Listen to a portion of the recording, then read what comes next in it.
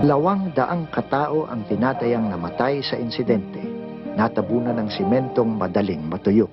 Masyadong ulan, basa pa yung semento sa tuktok, nag-collapse yung ceiling at merong nabaon na ilang tao. Billions of pesos.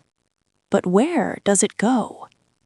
Billions of pesos allocated for progress, but for many Filipinos, the problems remain the same. Floods that never go away, roads that never seem to improve, and systems that continue to be questioned. From controversial fund allocations to long-standing political practices, these are the issues that don't just make headlines, they affect everyday life. Today, we uncover the top 10 controversial political issues in the Philippines, and number 1 might be the most frustrating of them all.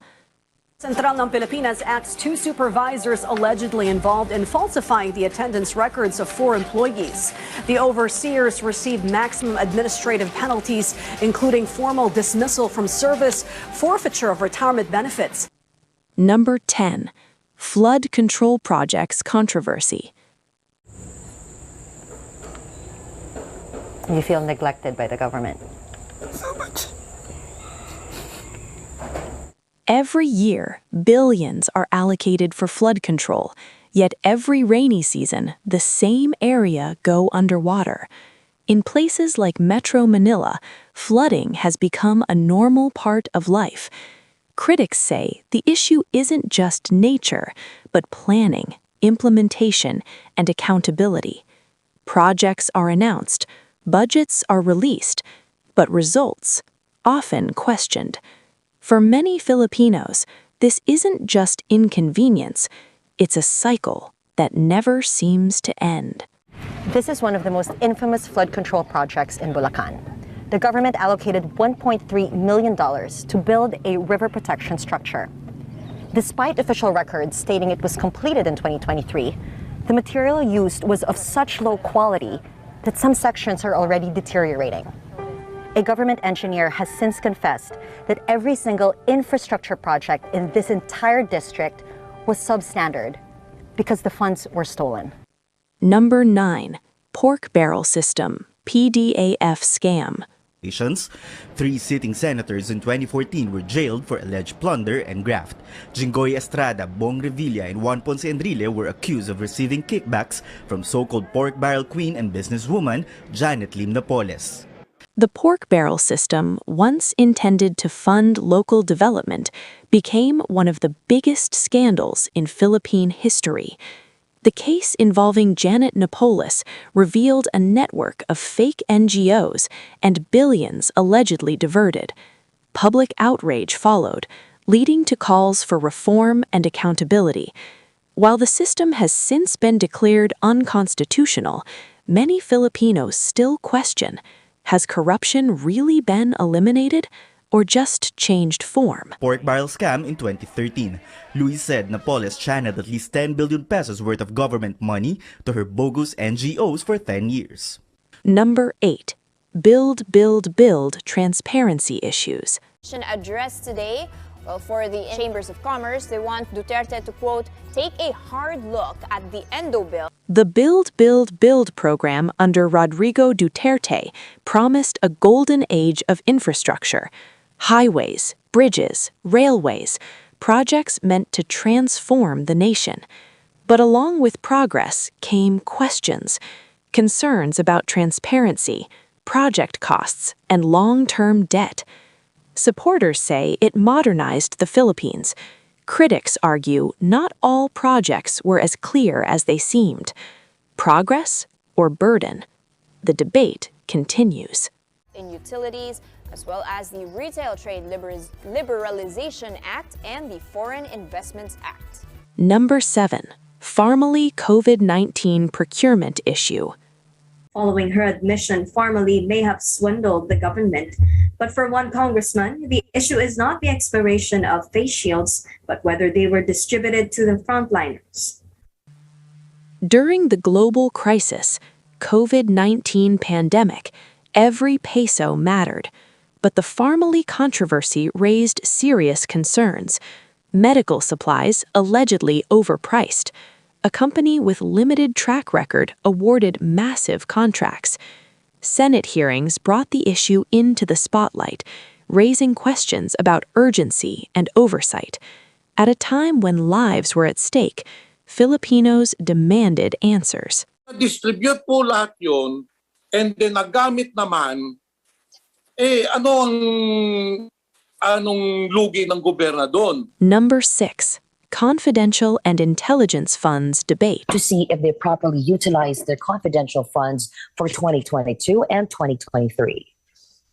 Confidential funds are meant for national security, but when billions are allocated with limited transparency, questions arise.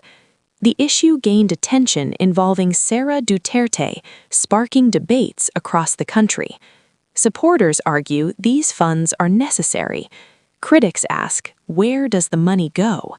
In a democracy, transparency is power, and when it's limited, doubt begins to grow. Ngayon, hindi malinaw kung paano gagamitin ng DepEd ang napakalaki na confidential budget na ito, na mas malaki pa sa confidential fund ng mismong DND. Number 5. Vote buying allegations. Agents of NBI Bulacan responded to a complaint of vote buying in a candidate's house. But when they arrived, locals started to flee. The candidate's staff denied they were buying votes and explained that their poll watchers were having a meeting. Since there's nothing illegal in hiring numerous poll watchers and it's not covered under vote buying, there was no basis to investigate. Every election season, the same stories resurface. Envelopes, cash, promises.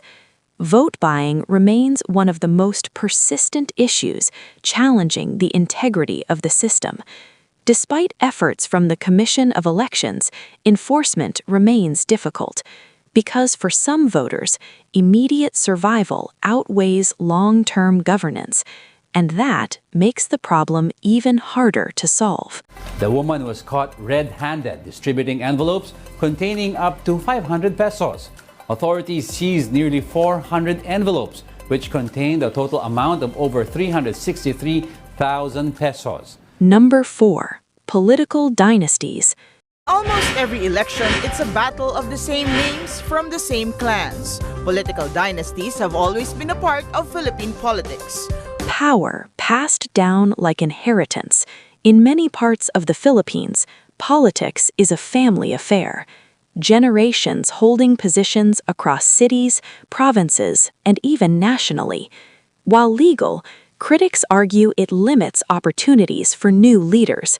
An anti-dynasty law has long been discussed, but remains unenforced. The question is, can true change happen when power stays within the same hands? Boto is part of the democratic process, no?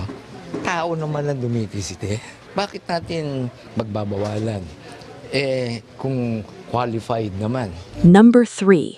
West Philippine Sea issue. President Ferdinand Marcos Jr. is standing firm on the country's sovereignty in the West Philippine Sea following China's recent move to... In the waters of the West Philippine Sea, a different kind of battle continues. Tensions between the Philippines and China have affected fishermen, livelihoods, and national pride.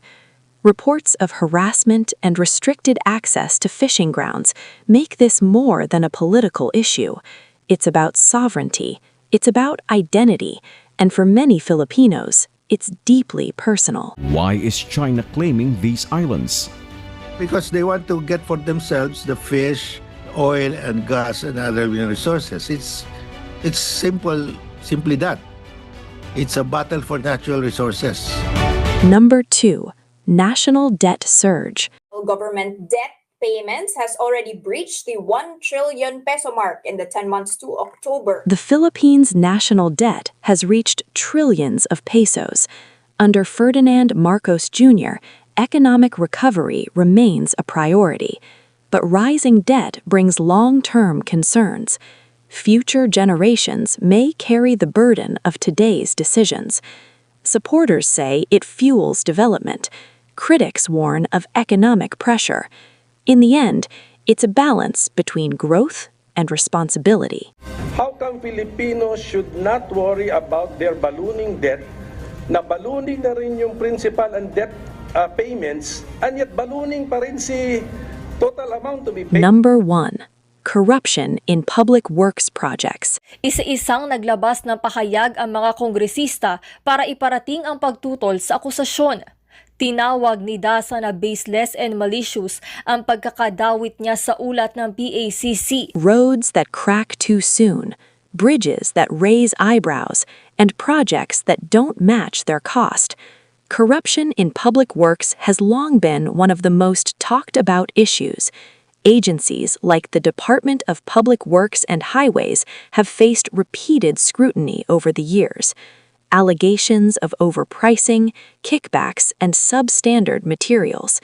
While not every project is flawed, the perception alone damages public trust, because at the end of the day, these projects are funded by the people, and the people deserve better. Sa laging handa press briefing, inihayag ni Public Works and Highway Secretary Mark Villar na natanggal na sa serbisyo ang 14 na district engineers at tauhan ng kagawaran na hinihinalang may kinalaman din sa korupsyon. These issues are complex, and solutions are never simple. But awareness is the first step, because an informed nation is a stronger nation. What do you think is the biggest issue in the Philippines today? Let us know in the comments. And don't forget to subscribe for more Pinoy Top 10, because the next story might be the one that matters most.